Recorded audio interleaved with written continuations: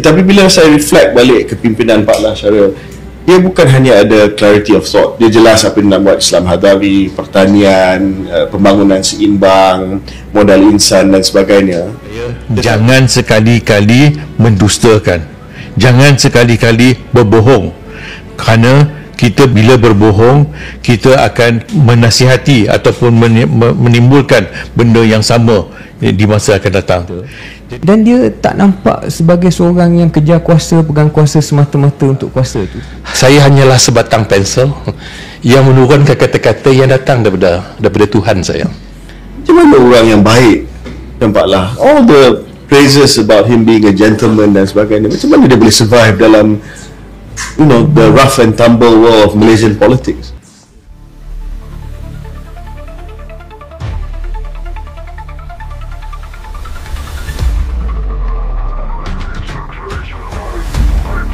Rises bold, free, progressive. This is PPTV Studios News, Truth Power to the people. Progressive, freedom voice. Freedom voice. Datuk Tajuddin, kita di jabat dulu panggil Datuk T. Ya. Dengar apa yang Tan Sri cakap dan refleksi saya sendiri. Dalam Syaril dan saya selalu bila kita bincang tentang ciri-ciri kepimpinan, kita suka guna terma pemimpin itu mesti ada clarity of thought. Maksudnya dia kena jelas apa yang dia nak buat pada diri dia.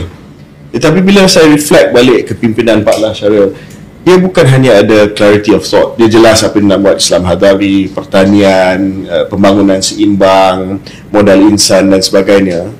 Tetapi dia ada clarity of intention, apa yang Tan Sri sebutkan tadi lah, maknanya why he does it, niat dia buat itu sangat penting. So bila saya tengok balik kepada kehidupan Pak Lah, kepimpinan Pak Lah, it was not just the clarity of thought apa yang dia nak buat, tetapi the clarity of the intention. Ada Dato' T, ada any story about the intention? I think pertama sekali bila saya membawa KJ jumpa dengan Pak Lah pada awal petang itu, Pak Lah ada sebut dengan saya, I expect this guy to give me a clear report, a clear report, and then I expect this guy to give me an honest report also. Dalam perkataan Pak Lah sendirilah, dia sebut dalam bahasa Inggeris, saya sebut sendiri dalam bahasa Inggeris.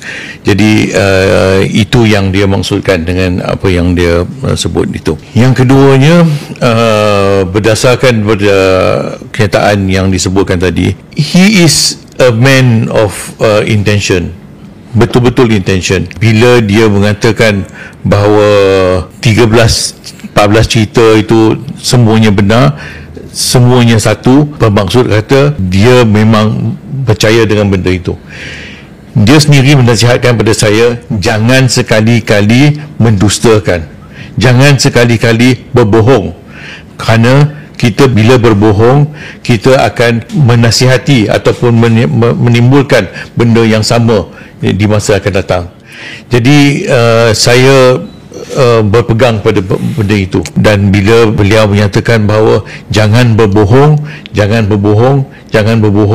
jadi saya memegang pada perkataan itu, dan saya memang pasti pegang pada perkataan itu. Jadi kalau boleh saya kembangkan sedikit apa yang KJ sebut tadi, clarity of intention, nawaitu. Saya tak tahu soalan ni sesuai dijawab oleh yang siapa, Tan Sri Anwar, Datuk Tajuddin ataupun Datuk Sri Kalimullah. Tapi adjacent point KJ ialah bukan hanya clarity of intention, tapi the spirituality of Tun Pak Lah ni. Selepas pemergian Allahyarham, keluar balik puisi ataupun sajak yang Allahyarham nukilkan, Damai Abadi. Dan dia bukan semata-mata sajak itu yang menyentuh hati orang, tapi the believability of it, the credibility of the author. Kalau sesiapa saja nukilkan sajak sebegitu, tak semua orang akan cakap ini refleksi peribadi dia. Tapi kalau dia, sebab Pak Lah sendiri yang nukilkan, orang boleh percaya bahawa sebenar-benarnya, saya yakin ramai yang dah baca, kalau belum baca dipersilakan baca sajak tersebut atau puisi tersebut, yang mana jelas beliau niat dia betul-betul untuk menjadi khalifah Allah, untuk menjadi seorang hamba kepada pencipta, dan dia tak nampak sebagai seorang yang kejar kuasa, pegang kuasa semata-mata untuk kuasa tu. That is really the reflection of the man. And bila saya dengar balik cerita tentang dia tak pernah Tan Sri tak pernah dengar dia menipu, tak pernah nampak dia cerita benda yang tak benar. Susah nak cari politician yang tak pernah tukar cerita, Tan Sri. Tapi ini semua memberikan gambaran tentang tujuan dia masuk public service tu sendiri adalah untuk serve the people dan untuk mencari damai abadi di mata pencipta dia. Tell us about stories of that, right? Where it was his spirituality dan religiosity dia dengan kalau boleh. Ada tak any stories that caught your attention? Saya dalam soal penulisan sajak tu, saya kebetulan duduk beberapa seat jauh. Sebenarnya pada malam itu utusan yang menganjur majlis itu meminta Pak Lah membaca sajak, dan dia diberikan 2-3 buku sajak untuk Pak Lah pilih. Tetapi Pak Lah minta satu keping kertas, dan kalau kita lihat yang originalnya tulisan Jawi pun, memang Pak Lah dia suka menulis mengambil nota dalam bahasa Jawi. Dan bila Pak Lah naik ke pentas dan mendeklamasikan yang dia tulis sendiri, pendek tetapi cukup bermakna, dan saya teringat again, saya kata Pak Lah is always guided by God. Saya teringat bila saya melihat dokumentari tentang Mother Teresa. Apabila seorang wartawan di New York mau wawancara Mother Teresa, bertanyakan kehebatan, perkhidmatan Mother Teresa, jawab Mother Teresa, saya hanyalah sebatang pensel yang menurunkan kata-kata yang datang daripada Tuhan saya. Jadi bila saya refleksi saya tentang kandungan sajak itu, mungkin turun.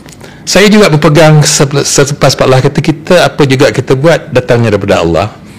Allah telah menurunkan satu pemikiran, kehebatan untuk mencerminkan jiwa seorang manusia itu, yang dia bukan nak mencari kekayaan, dia bukan nak mencari kawan untuk berpoya-poya, tapi dia mengajak yang boleh buka kitab Allah, apa semua, mencari Ghazali dan sebagainya. Itu itu manusianya.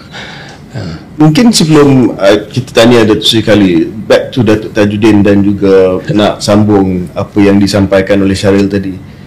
Dalam perkhidmatan Datuk Tajuddin bersama dengan Pak Lah sebagai dia punya Chief of Staff lah, ada tak Datuk Tajuddin rasa Pak Lah ni sebagai seorang ahli politik yang sentiasa fikir macam mana kita nak dapat jawatan yang lagi tinggi, macam mana kita nak replace this guy sebagai TPM, macam mana kita nak jadi Perdana Menteri? Because saya pernah kerja dalam many political context, dan a lot of politician dia sentiasa memikirkan how do I get up there.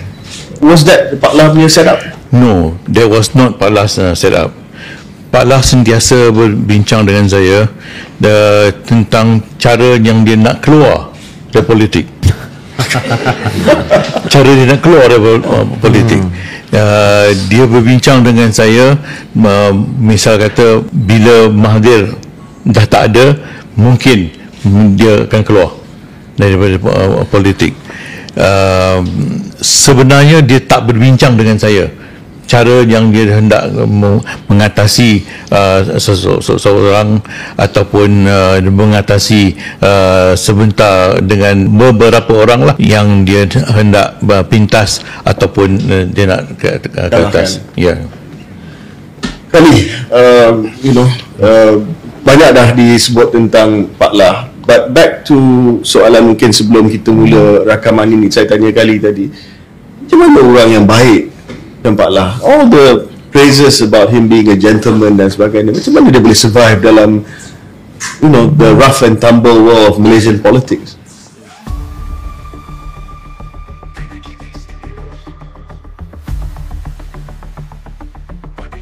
Studios.